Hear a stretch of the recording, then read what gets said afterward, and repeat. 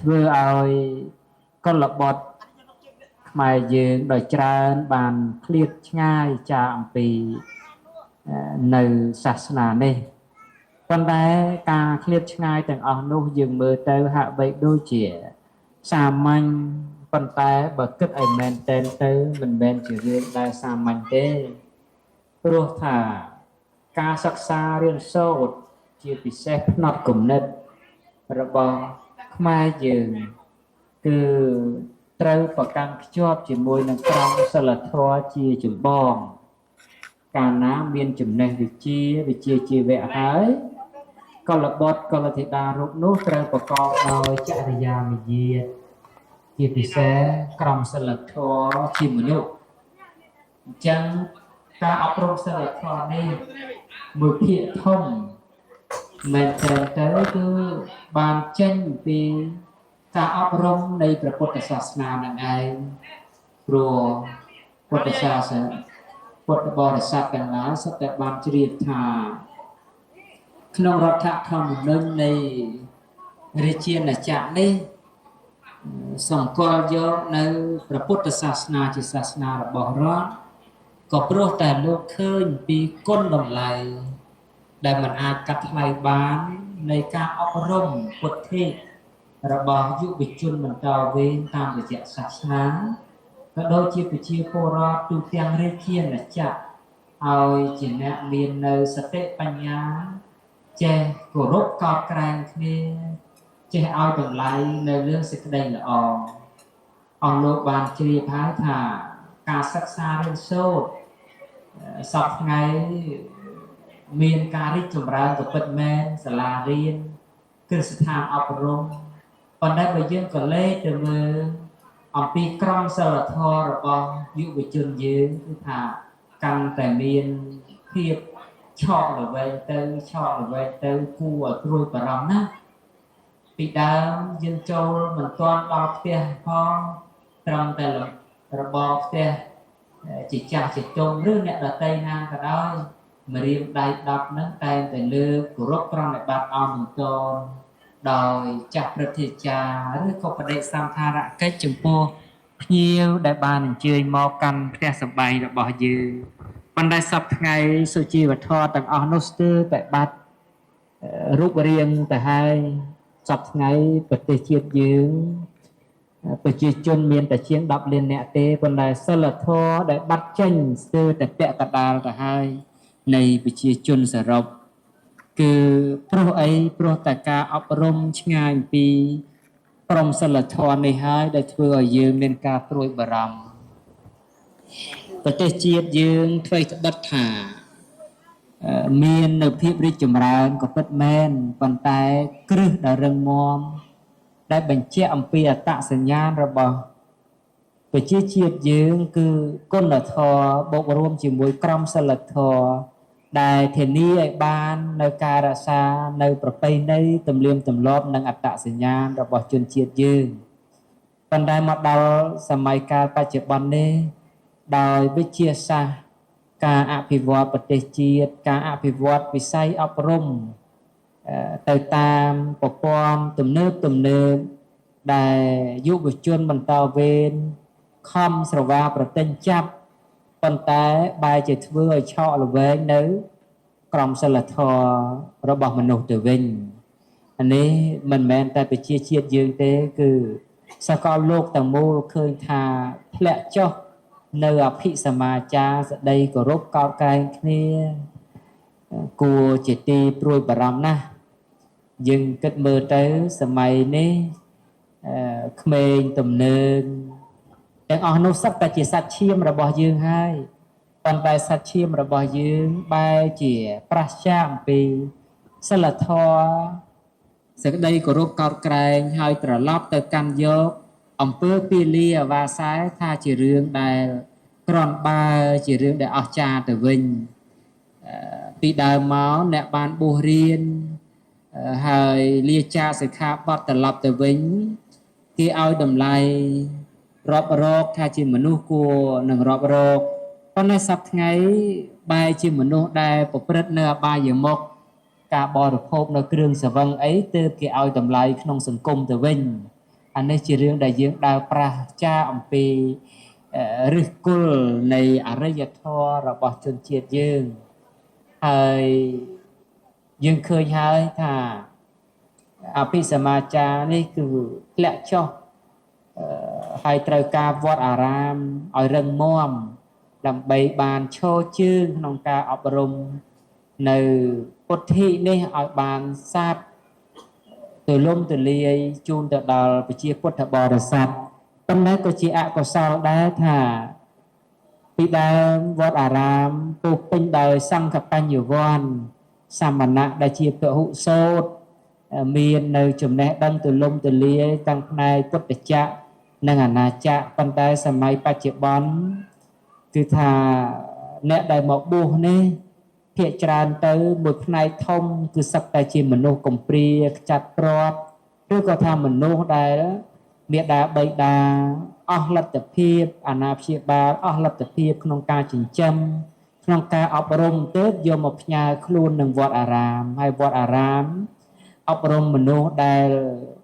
សង្គមខាងក្រៅស្ទើរតែបោះបង់ទៅហើយឲ្យប្រែក្លាយជាមនុស្សពេញលក្ខណៈបរិបូរណ៍មានក្រមសីលធម៌ជាមនុស្សនេះគឺថាពិបាកអញ្ចឹងហើយទើបការអប់រំនឹងក៏ចេះតែឆ្ងាយទៅ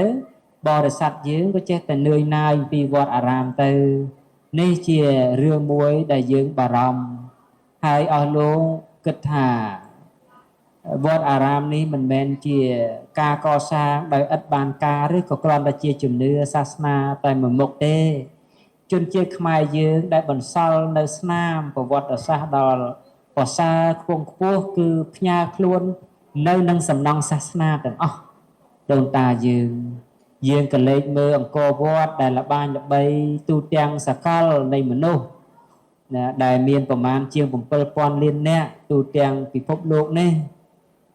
គ្រប់គ្នាសិតតែសឹងនឹងបានស្គាល់បានយល់អំពីប្រាង្គប្រាសាទតែតាមពិតទៅប្រាង្គប្រាសាទនេះជាសំណង់សាសនាសុទ្ធសាធដែលដូនតាយើងបានគោរពហើយកសាងឡើងទុកជាមរតកដ៏ថ្លៃថ្លាចែកឲ្យយើងជំនាន់ក្រោយបានអាស្រ័យផលអំពីគេមរតកដ៏មានតម្លៃដូនតាយើងធ្លាប់ចែកដីឲ្យយើងប៉ុន្តែដីយើងវាបាត់អស់ទៅជាង1លានគីឡូម៉ែត្រការ៉េវានៅត្រូវតែជាង1សែនទេអញ្ចឹងវាបាត់អស់11ដងអញ្ចឹងដូនតាយើងចែកដីឲ្យយើងប៉ុន្តែចែកទ្រព្យសម្បត្តិឲ្យយើងប៉ុន្តែយើងបានប្រើប្រាស់ខ្លះមិនបានប្រើប្រាស់ខ្លះវិនិច្ឆ័យចាត់ខ្ចាយអន្តរាយទៅលើប្រទេសជិតខាងខ្លះប៉ុន្តែសំណង់សាសនាដែលជាការទុកជាគេមរតកនេះគឺបានឲ្យយើងទាំងអស់គ្នាបានទទួលនៅផលផ្លែផ្ការបស់អស់លោកអញ្ចឹងសំណង់សាសនានេះវាបញ្ជាក់អំពីអត្តសញ្ញាណប្រពៃណីដ៏យូរលង់របស់ជនជាតិយើងប៉ុន្តែយើងសម័យកាលនេះមិនដឹងថាយើងទាំងអស់គ្នាមាននៅស្នាដៃអីខ្លះទុកឲ្យកូនចៅយើងចំនួនក្រោយនោះទេឥឡូវក្នុងថ្ងៃនេះជាថ្ងៃមហាប្រសើរដែលកលបុត្របានមានឧបនិស្ស័យក្នុងសាសនាចូលមកដើម្បីសាងភ្នោះនេះធ្លាប់មានឧបាសកពីបុរាណឧបាសិកាពីបុរាណសួរចំពោះព្រះដ៏មានពភាកថាបបិទ្ធព្រះអង្គដ៏ចម្រើនដែលយើងខ្ញុំទាំងអស់គ្នាបានថ្វាយទានផងរក្សាសិលផងទំនុកបំរុងដល់សាមណៈក្នុងពុទ្ធមណ្ឌលនេះផងតែពួកយើងខ្ញុំបានឈ្មោះថាជាញាតិនៃព្រះពុទ្ធសាសនាហើយឬនៅព្រះដ៏មានពភាកព្រះអង្គត្រាស់តបជាមួយនឹងឧបាសកបាសិកាក្នុងសម័យនោះថានាលបរិស័ទទាំងឡាយការដែលទំនុកបំរុងពុទ្ធសាសនាដោយអាមិសទានផ្សេងដោយភេសជ្ជៈបច្ច័យបណ្ឌបាតបច្ច័យកលៀនភេសជ្ជៈបច្ច័យឬក៏ដោយជ័យវរៈបច្ច័យការទំនុកបំរុងទាំងអស់នោះមិនទាន់មានឈ្មោះថាជាញាតិក្នុងព្រះពុទ្ធសាសនាទេតែឧបាសកឧបាសិកាក្នុងសម័យកាលនោះទៀតសួរថាបបិទ្ធព្រះអង្គដ៏ចម្រើនតើធ្វើដូចម្ដេចយើងខ្ញុំធ្វើដូចម្ដេចទើបបានឈ្មោះថាជាញាតិ ក្នុងពុទ្ធសាសនានេះទើបព្រះអង្គត្រាស់តបវិញថាតលតែអ្នកមាននៅសាច់ញាតិបានបួសក្នុងពុទ្ធសាសនានេះទើបឈ្មោះថាបានជាញាតិក្នុងព្រះសាសនាអញ្ចឹងបរិស័ទសម័យនោះខ្លះមានស្វាមីខ្លះមានបុត្រាក៏បង្អោនឲ្យចូលមកបួសក្នុងពុទ្ធសាសនាដើម្បីបានភ្ជាប់នៅឧបនិស្ស័យក្នុងព្រះសាសនាជាញាតិក្នុងពុទ្ធសាសនាឥឡូវអស់លោកដែលបានឲ្យកូនមកបួសក្នុងពុទ្ធមណ្ឌលនេះក្នុងសាសនមណ្ឌលនេះគឺថាសឹកតែជាញាតិក្នុងពុទ្ធសាសនាហើយបានសន្សំនៅឧបនិស្ស័យក្នុងពុទ្ធសាសនានេះជាអានិសង្សមួយក្នុងចំណោមអានិសង្សដ៏ធំក្រៃលែងផ្សេងទៀតដែលបរិស័ទមិនសូវបានឱកាសក្នុងការធ្វើទេជាពិសេសក្នុងការបួសអញ្ចឹងដែរមិនមែនគ្រប់គ្នាសុទ្ធតែកើតមកជាបុរសពេញលក្ខណៈហើយមានឧបនិស្ស័យបានបួសទាំងអស់គ្នានោះទេការបួសនេះមិនមែនជាការនឹកឃើញហើយបានទេសុទ្ធតែមានហេតុមានបច្ច័យដែលសន្សំមកជាឧបនិស្ស័យរឿយអញ្ចឹងអស់លោកដែលមានកុលបុត្រដែលមានកូនប្រុសនេះហើយបានបួសនេះពេញជាមហាសំណាងពេញជាមហាភ័ព្វក្នុងព្រះសាសនានឹងណាព្រោះនារីស្ត្រីដ៏ច្រើនក្នុងសកលលោកនេះសិក្សាតែប្រាថ្នាបានបួសប៉ុន្តែអកុសលអ្នកទាំងអស់នោះមិនបានបួសទេហ្នឹងហើយបើសិនជាភិក្ខុនីនៅមានបរិបូរណ៍ដោយពីដើមវិញម្ល៉េះភិក្ខុបើជាតិចជាងភិក្ខុនីហើយព្រោះស្រីចូលចិត្តបួសច្រើនដោយសារតែខូចចិត្តណាអភ័ព្វសម្បត្តិអភ័ព្វកាយអភ័ព្វទ្រព្យអភ័ព្វប្តីអភ័ព្វកូនរអីមិនឃើញក៏ទៅបួសជាដូនជីទៅសុំសិលធ្វើទានអីចឹងទៅណាដល់អញ្ចឹងទៅបើសិនតែមានភិក្ខុនីមែនមិនដាច់ទូចភិក្ខុនីទេម្ល៉េះសំភិក្ខុស្រីហ្នឹងច្រើនជាងភិក្ខុប្រុសហើយយើងបុរសបួសមិនឈ្នះគេស្ត្រីទេយើងមើលតែមករោងនេះទៅគប់ផ្លែក្រូចមួយទៅចំតែក្បាលមនុស្សស្រីទេមនុស្សប្រុសហ្នឹងងាយគប់ត្រូវទេហ្នឹងគឺថាអញ្ចឹងស្ត្រីមានសទ្ធាជាងអញ្ចឹងបុរសដែលកើតមកឲ្យបានបួសនេះគឺថាមិនមែនជារឿងចែកដាំទេសូម្បីតែប្រគុណាគុណម្ចាស់បចៅតិកាវត្តក៏ដោយខ្ញុំកណាអាត្មាក៏ដោយមិនមែនសុកចេះតែបានបួសហើយมันប្រកាសថាបាននៅរហូតនៅយូរអីមិនមែនចេះតែអញ្ចឹងទេសង្ខារនេះវាទាញពាក់ឆ្វាក់និស្ស័យមនុស្សឲ្យជាប់ជំពាក់ណាអ្នកដែលមិនមានគូសកលនាំគ្នាស្វែងរកគូសកលទៅដើម្បីបាននៅសុភមង្គលឬក៏សេចក្តីសុខដែលខ្លួនប្រាថ្នាតែអ្នកខ្លះការមានប្តីមានកូនទៅហើយបែរជាចង់លែងលះគ្នាដើម្បីស្វែងរកសុភមង្គលវិញឥឡូវតែជឿមួយណាដែលសុខជាងអានឹងដល់ឲ្យឆ្លើយមិនដឹងជឿមួយណាទេបើស្រីមេម៉ាយថាជឿអញទៅលែងប្តីស្រួលណាអញចង់ទៅណាក៏បានដែរឃើញទេដើរទៅអង្គរវត្តមួយខែក៏គ្មាននរណាទេររឿងបាយចង់ដាំទិញគេកាលនៅអតបៈនោះពិបាកណាស់វាយព្រឹកវាយល្ងាចររឿងជាបចោមិនប្រឹងរកអីទេប្រឹងតែដើរលេងហឺហាបាយមុខដល់តែអ្នកដែលគេល្អកល្អើនថាជឿអញទៅមីនាងហើយមីអូនហើយយកប្តីទៅវាស្រួលបានជំនួសដៃជំនួសជើងអាហ្នឹងដឹងជឿមួយណាទេហ្នឹងហើយដឹងជឿមួយណាទេអញ្ចឹងរឿងអ្នកមានប្តីក៏ថាមានប្តីមានកូនមានប្រពន្ធទៅវាពិបាកបរោះជាពិសេសណែអស់លោកដែលធ្លាប់បានបួសហើយសឹកទៅវិញតែងតែប្រាប់ដល់ភិក្ខុសង្ឃដែលនៅជាពុភ្នោះនេះថាលោកម្ចាស់ហើយកុំសឹកអីពិបាកណាស់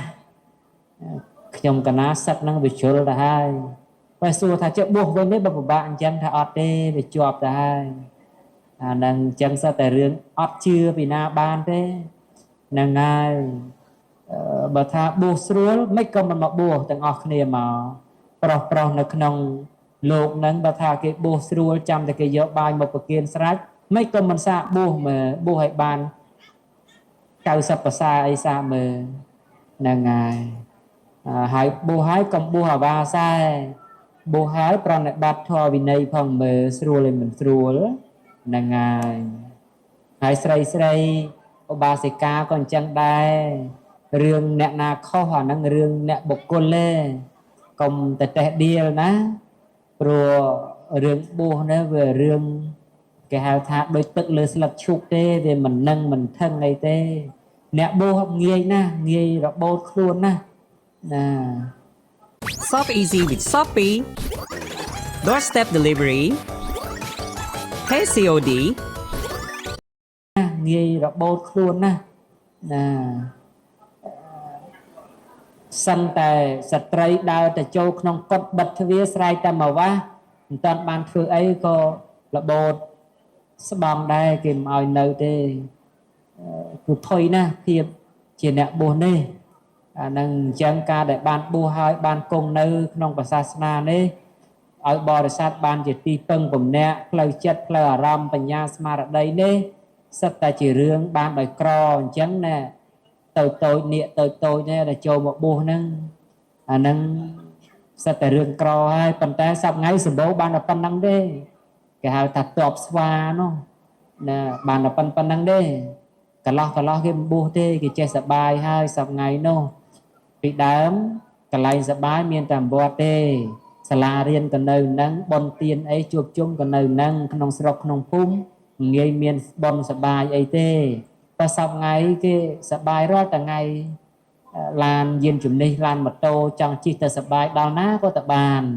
ហ្នឹងហើយដល់ការសបាយនឹងវាច្រើនបែបច្រើនយ៉ាងទៅណាក៏មិនសូវមានអ្នកមកបួសអ្នកបួសមានតែអ្នកទីតលក្រដើម្បីបានសិក្សារៀនសូត្រហើយនេះសុទ្ធតែការសន្សំហើយសន្សំធនធានមនុស្សមូលធនមនុស្សសម្រាប់បន្តវេនជាអ្នកចេះដឹងហើយស្រុកខ្មែរយើងនេះពិបាករក